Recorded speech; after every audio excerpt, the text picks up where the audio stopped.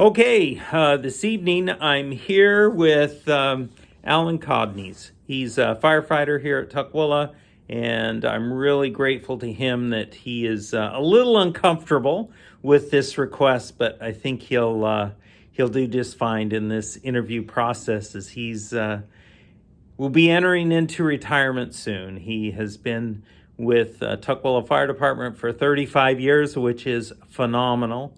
And he has a lot of respect. Folks here at Tukwila Fire Department absolutely have a lot of respect for Alan. He brings so much, not only to the emergency scene with his vast knowledge and expertise in his craft, but just around the firehouse and that chat around the beanery table that we all seem to enjoy. So at this time, Alan, I'm going to ask you a few questions. It's just going to be an interview, 10, 15 minutes, however long you'd like to talk. So Okay. I'll ask you a number of questions. First of all, Alan, tell us about your career path. Well, actually, came into the fire service not knowing anything about it. It was something that I fell into by chance. I had moved up here after spending some time in the Navy and working at a nuclear plant in Texas. I moved to Washington, worked for a company for a couple of years up in Bellevue, and I just got tired of the typical corporate stuff and started thinking, I got to find something else to do. And I was just looking through the paper and I saw an advertisement in the want ads for firefighter. And so I thought, you don't have to be all that smart to be a firefighter or anything. I could probably do that. So I went ahead and filled out an application, took test, happened to be Tukwila's test. So I was kind of a anomaly because I got hired off the first place I tested ever. And no volunteer experience, no prior experience other than very little in the Navy, what everybody goes through in boot camp and everything. But other than that, it was just pure dumb luck that I thought, yeah, I'll give it a shot. And it's been a job that I have truly, truly loved. And I wish I had done it years prior to going in the Navy and everything. I'd had a lot more fun, I think. Oh, that's pretty amazing, starting a fire service. So what are your best memories here at Tukwila Fire? I don't have any specific memories as far as calls or anything that I would consider best, but my fondest memories would be working with some of the guys that I've been with in the past 35 years. Some of them already gone, like Marty Roberts. But probably the most fun I ever had and the most enjoyable time was when I was working on Ladder 54 with Marty Roberts, Jim Brooks, Brian Willis, Dan McCone, Rich Reese was there for a while, Don Tomaso was there for a while, Bill Rodall, and we just had so much fun. We got along great as a crew. We went, did our job. We never had any animosity or disagreements between us. We had so much fun. I truly, truly looked forward to coming to work every day because I knew that it was going to be an interesting day and you never knew what was going to happen, but I knew that I was going to enjoy time with guys that I really, really enjoyed spending a lot of time with. And we got to be very good friends. All of our wives got to know each other and everything, and we would on occasion get together for birthday parties, graduations, or just in general go out to dinner. And that was the best part of the whole career, was just some of the great friendships that I've made over the years. Yeah, that's wonderful. So what advice would you give to someone that is looking at getting into the fire service, or someone that just walks in the door and it's their first day? They've graduated the academy and they're walking in their first day. What do you tell these folks? Pay attention to people that have been here before you. Listen and try to absorb as much information as you can. Make sure that you learn every opportunity you have. Get your hands dirty, go out, go over the equipment, but every day try to learn something new. Don't assume that you know everything, and make an effort to be the first one to jump in and do something, and show up to work. Don't look at it as a part-time job. Take advantage of all the opportunities you have to better yourself, learn your trade, and you don't have to necessarily be officer. I'd never taken a test, and I'm content with what I'd done in my career. I love being a driver and doing the work, but I also feel that it was important for me to show up to work when I'm able. As everybody knows, I don't call in sick just because I don't feel like being to work or whatever. That I feel like if I'm able, I get paid to be here, and so I do. So make an effort to do your job to the best of your ability, and just make sure that you show up when you need to, and don't look at it as a paycheck and a part-time job and you're just gonna go in whenever and do the thing that you want to do. It's a lot of fun. It's really a fulfilling career, but you have to put in some effort, and don't let something lay that needs to be taken care of. You see something laying on the ground that needs to be picked up, put in the trash, put away, whatever, do it. People that know me, I still, as you saw when you were coming here, I was taking out the trash. I'm the senior guy in the department, and yet I still clean up the station at the end of the day and everything, because it's not beneath me. So do whatever it takes, and nothing is beneath anybody in this department. Great advice. Great advice. So next question is this job for everyone? Oh, absolutely not. You have to be able to get along with people. You have to have empathy and compassion, because admittedly there are times when you go on calls and you're dealing with people who are disagreeable, obnoxious, downright belligerent, but you have to understand that their situation may be not what you think it is, and that they may be having one of the worst days of their lives, and you have to understand that. But if you can't be empathetic or feel like you can do that, then it's not a job for you. Also, my son, for instance, said he didn't think he could ever be a firefighter because he doesn't like the sight of blood. So there's people like that. And you have to be willing to work hard. And you have to be able to get along with your coworkers. You don't want to be somebody who disagrees with everything, or you're just always in a bad mood. It makes it very difficult.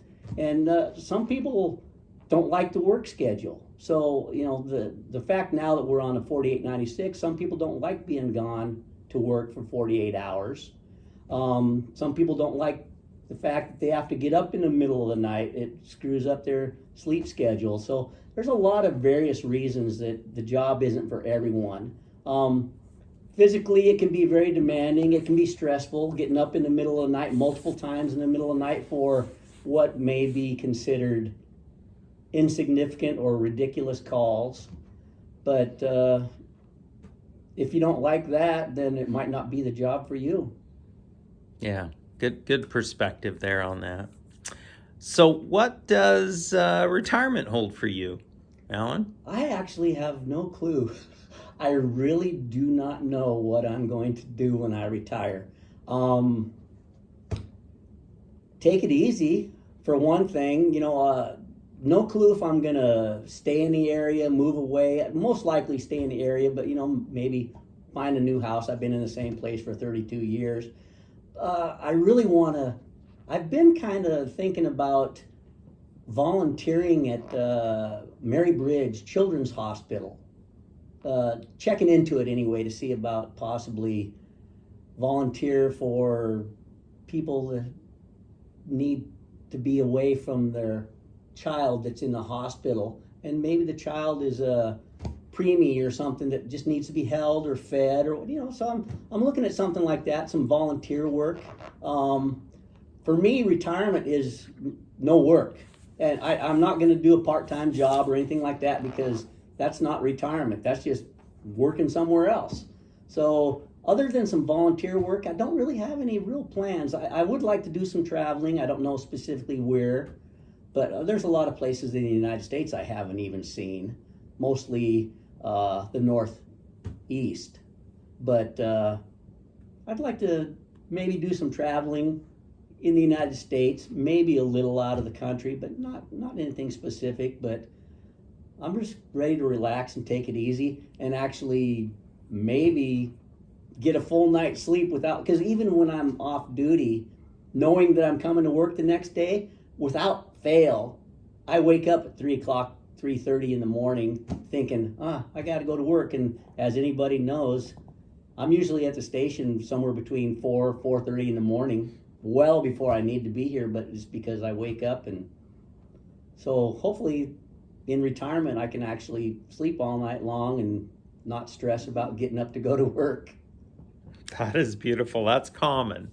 That's a common response. I just talked to Captain Edwards, and he had the same basic story about he's really looking forward to getting into a good sleep pattern. Yeah, but I will admit I'm a little concerned that the first time I wake up and I realize my shift is working today, why am I not there?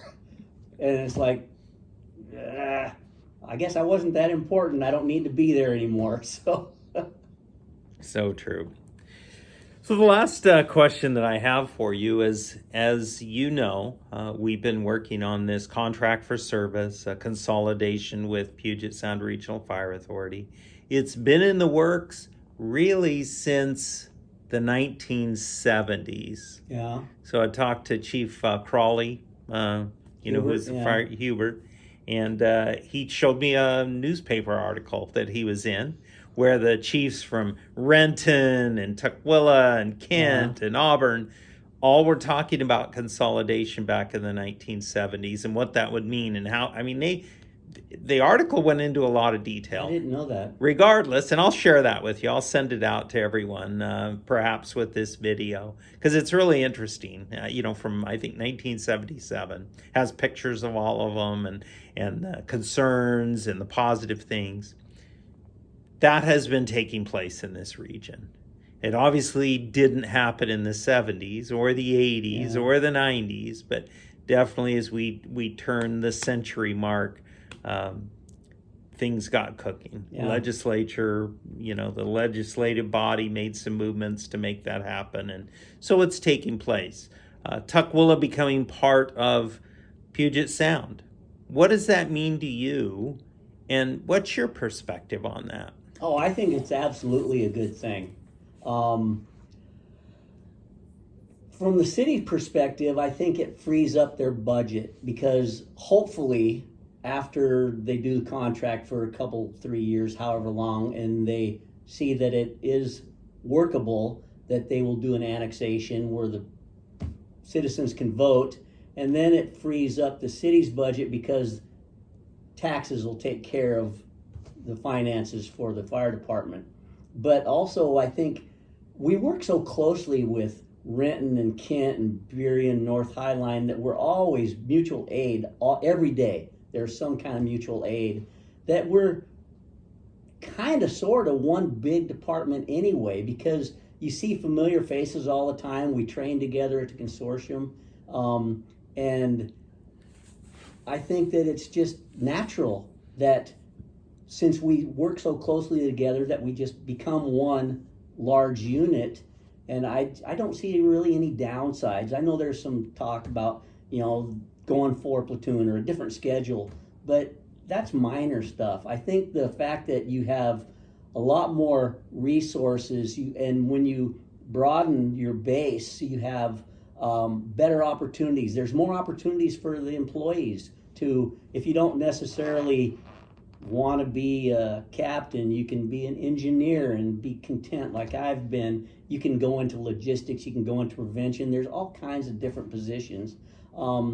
But I think that it gives you a lot more opportunity for better ideas also. When you have a lot more people thinking about problems that we encounter or things, and just making everything uniform, because once we are part of that, eventually all of our apparatus are going to be outfitted exactly like theirs. So regardless of if you're on what would have been an old mutual aid call, but it's obviously it'd be the same department, somebody'd ask you to get a piece of equipment off of an apparatus, and you'd kind of go, well, I hope I can find it. But there'd be uniformity in all the apparatus, and it just seems to me it's a natural progression for all of the smaller departments to get into a bigger one, because we share the medics. It's kind of the same thing. We all have the same kind of calls, and we spend so much time in mutual aid that it just, to me, it makes sense for us all to pool our resources, as it were, and just make one big department that actually would give a lot better coverage, I think, to the citizens, because all of your alarms are going to have more apparatus available, hopefully. I know mutual aid covers that for the most part, but I think it gets everybody on the same page, the same training like we do in the consortium, but everybody will be identical what it comes down to. So regardless of if we're responding over to Burien or Kent or wherever, you can expect to see the same type of apparatus and the same people. So I think it's a good thing. I really do. I don't see any negatives to it at all. Well, thank you. Thank you for spending a little bit of time with me this evening and sharing your thoughts and your perspective with our folks here at Tukwila Fire, soon to be part of Puget Sound. Yeah, I have a little mixed feelings that I might be missing out a little bit, but I'm ready. It's kind of a melancholy that I won't be part of this bigger organization and I'll be missing out, but it's time. 35 years, that's a lot of years to put in. And it's gone so fast. I swear, if somebody asked me, it seems like it's been 5 years. So what was your start date? December 16th, 1987. Wow, that is incredible. Well, Alan, from me to you, thank you very much for sharing this evening. You're welcome. A lot of respect for who you are. And from me personally, you're one of the most intelligent people in this business, not just here at Tukwila. I've been able to rub shoulders with a lot of fire personnel and professionals across the country, and just very impressed with who you are and what you have brought to this department and to the fire service in general. So thank you, Alan. Thank you, Chief. I appreciate it. You're welcome.